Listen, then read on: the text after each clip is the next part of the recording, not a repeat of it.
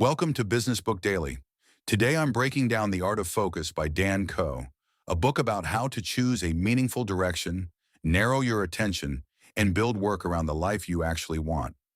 I'll cover the big idea, the practical business lesson, and 3 sharp insights you can use right away. Let's get into it. But first, a word from our sponsor. Want to sell more without adding fixed payroll? A lot of smart operators hire commission-only reps, experienced sellers who get paid only when they produce results. If that sounds like a smarter way to scale, post your opportunity at commissiononly.com. Thousands of motivated reps are actively looking for performance-based roles right now. Commissiononly.com. Today's book is The Art of Focus by Dan Koe.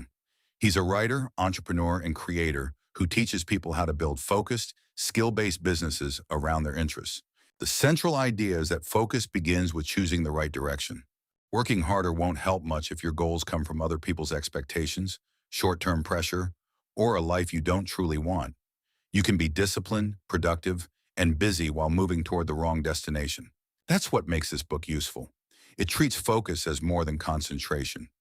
Focus isn't only the ability to ignore your phone or work for 2 hours without interruption. It's the ability to decide what deserves your attention in the first place. The practical lesson is simple. Most people don't have an attention problem. They have a direction problem. When your goals feel vague or borrowed from someone else, almost any distraction becomes more attractive than the work. But when you know what you're building, why it matters, and what you need to learn next, it becomes much easier to ignore noise and make progress. This matters in business because founders and professionals often spread themselves across too many projects, platforms, ideas, and opportunities. They launch several offers at once. They follow every new marketing trend. They jump between audiences. They fill the calendar with meetings, messages, and small tasks. They stay active all day but struggle to point to meaningful progress. Activity can feel productive while hiding a lack of direction. One of the strongest ideas in the book is that focus starts with a meaningful destination. Concentration is easier when the work connects to a future you actually want. For choosing tactics, decide what kind of life, work, and business you're trying to create. That question matters because different goals require different business models. Someone who wants a large company with hundreds of employees will make different decisions from someone who wants a small, profitable business with a flexible schedule. Someone who values creative freedom may reject opportunities that require constant approval. Someone who wants more family time may avoid building a company that depends on endless travel. There's no single correct answer. The point is to choose deliberately. A clear direction helps you judge opportunities. Instead of asking whether an idea could work, ask whether it supports the business and life you're building. Many opportunities are attractive in isolation, but harmful in combination.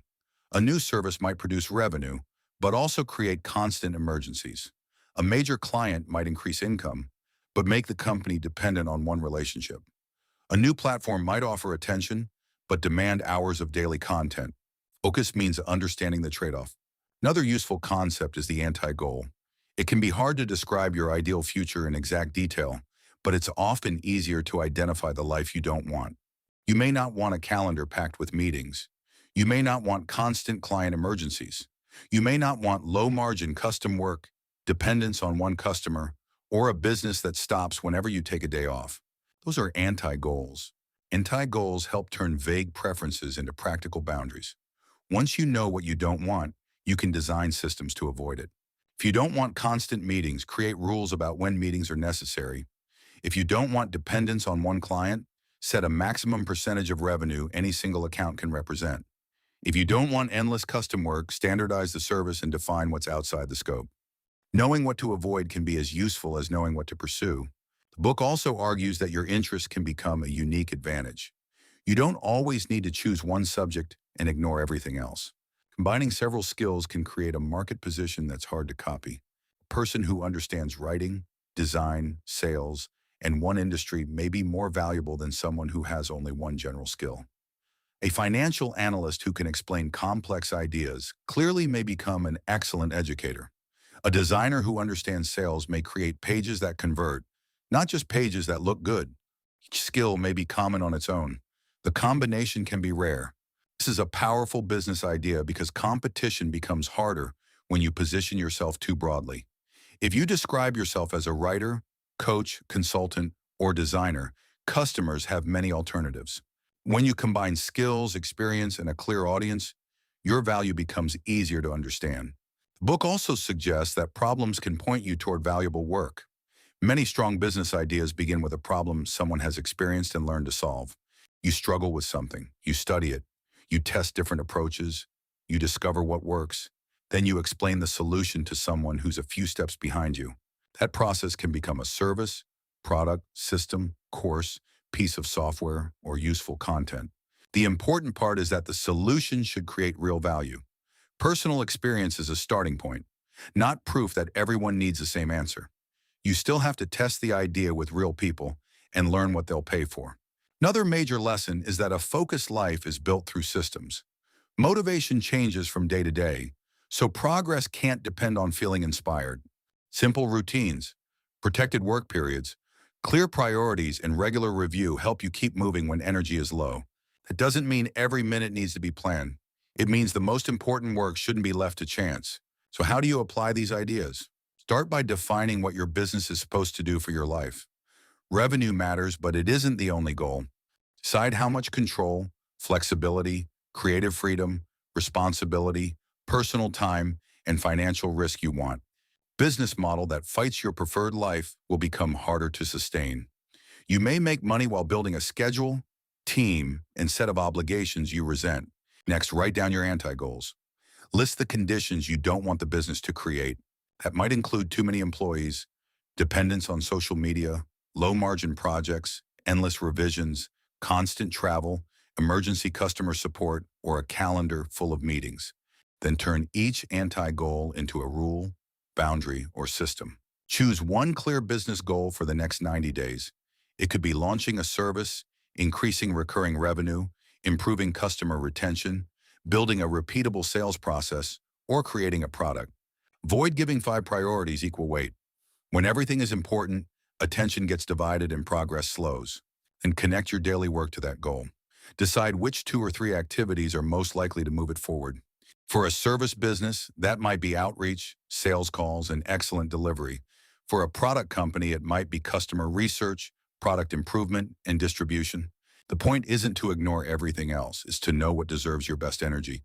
Create protected periods for focused work. Put important work on the calendar before meetings, messages, and minor requests take over. Even one uninterrupted hour each day can create meaningful progress when it's directed toward the same goal for several months. Reduce unnecessary inputs too. Too much content, advice, and industry news can make you feel informed while weakening your ability to decide. You hear one expert say you need a podcast, another says you need paid ads, another says you need short videos, cold email, partnerships, a community, or a course. Each idea may work, but you can't build all of them at once. Choose a few reliable sources, study them carefully, and spend more time applying ideas than collecting them. Combine your skills into a clearer market position. List what you know, what you've done, and what problems you understand well. And look for combinations that create value. You may understand operations and storytelling. You may know healthcare and sales. You may understand accounting and software. You may combine leadership experience with technical knowledge. The combination can become your advantage. Turn solved problems into business assets. When you improve a process, answer a repeated customer question, or learn a difficult skill, document it.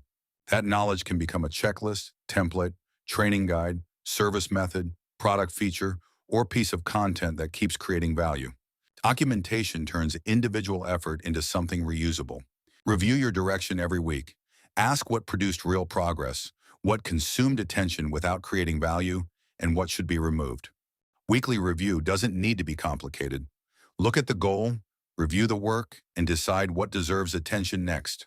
Focus improves when you stop carrying tasks, projects, and commitments that no longer support the destination.